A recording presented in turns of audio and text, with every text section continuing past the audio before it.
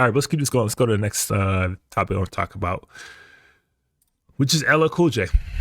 Okay. Common and Pete Rock. I know that's Shawn absolutely. Peoples. That's number 98.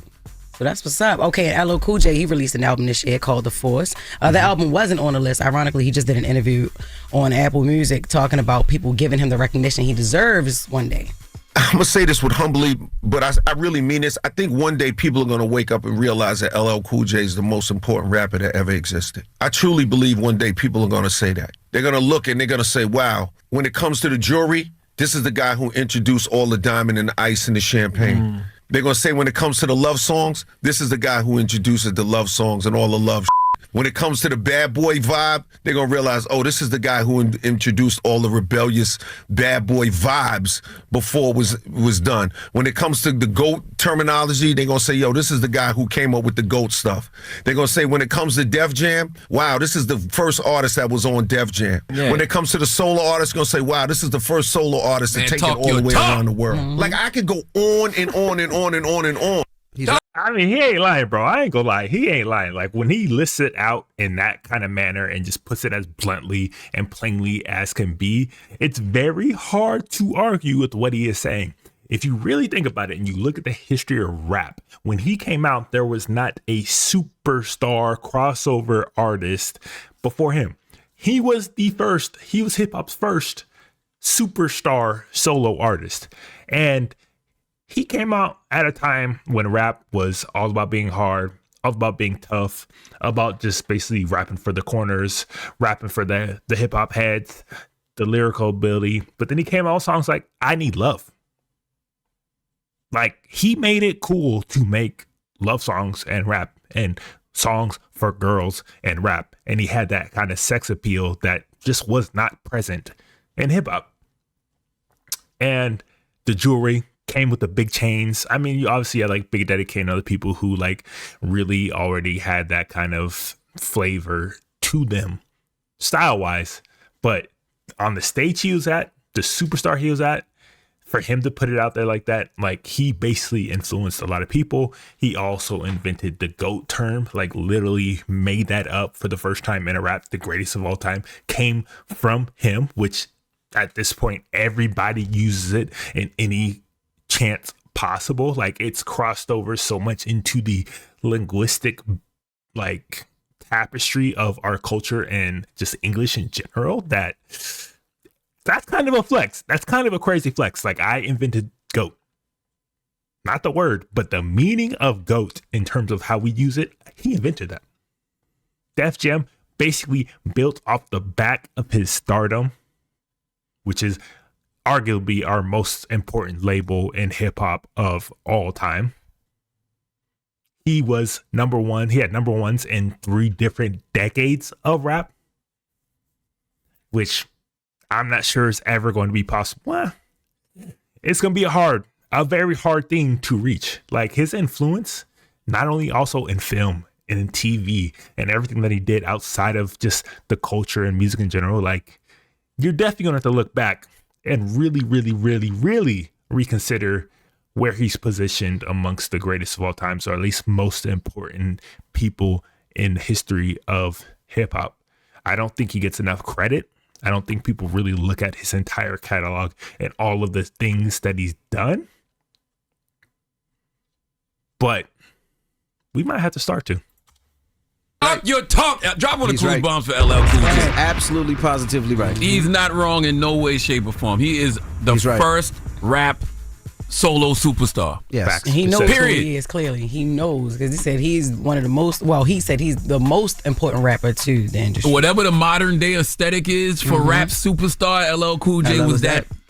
I mean, he is basically the prototype for what a rap superstar looks like. He defined that. Like, he embodied that. Like, we had obviously rock stars, pop stars, but he was the first rap star, and he was the definition of a rap star. Not just the definition, he was the prototype. Like, Andre 3000, that song, he is the prototype of what a modern rap superstar looks like. Ability to make songs for girls, have sex appeal, ability to cross over into film and TV, have hits that cross genres, and have crossovers, things, have people outside the culture really know who you are, have longevity that is just insane. Like he's not necessarily wrong. In the 80s. One of the first going to do acting and all that. Like he's one of the first. Lying. Yeah, he is. And you know what's sad? If he don't tell his story, nobody will. Yep. That's why it's beautiful that, we got so many legends that are still alive to be able to tell their stories. Because if he don't say that, it's not going to be said. You're right. And you got to put things in people's heads nowadays. Yep. That's right. He's not wrong. And that's why I said, when he was up here, I would love to see a LL documentary, a movie, talking about his life, how he came up and how he changed the game and all the things that he made and the moves that he made and all that stuff. He is hip-hop's first rap superstar. He is. That's just a fact. Y'all are right. I don't have any more arguments about that. Of course you don't, because there's no way Jess knows any LL Cool J songs for real outside of like Headsprung. But Joe Budden also kind of had a little conversation about this. Speaking of important, LL Cool J says that he believes one day the kids will wake up and realize that he is indeed the most important rapper to ever live. They won't. They will not. They won't, but he's right. He ain't wrong. He up there. No, he's right. He up there. He ain't wrong. He's the first superstar, solo superstar. He's the first rap rap. superstar. Yeah.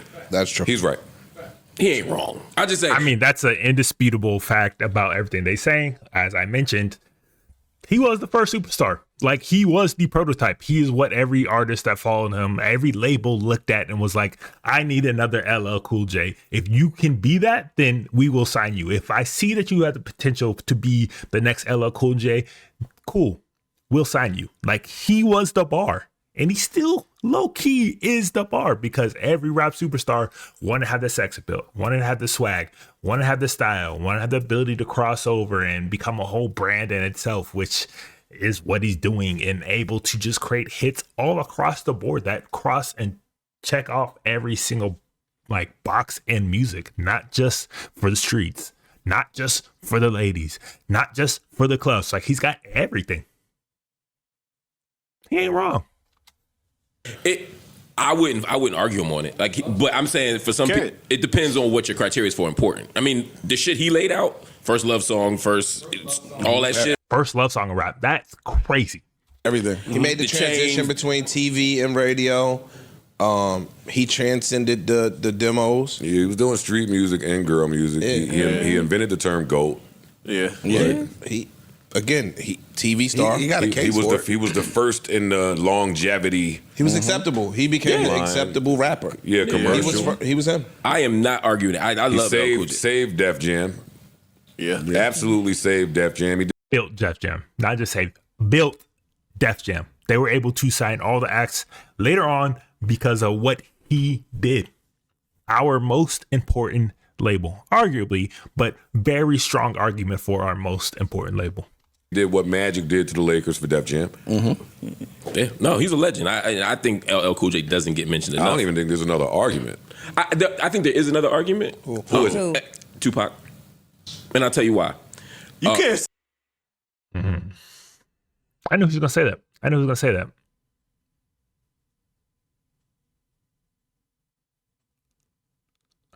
That'd be like only close competitors to like a LL Cool J in terms of most important rapper or artist in the overall history of hip hop. In this young history of hip hop would be a Tupac, just because even though he had a very short run, very short when you look at things, and he died very young, his impact and everything that followed him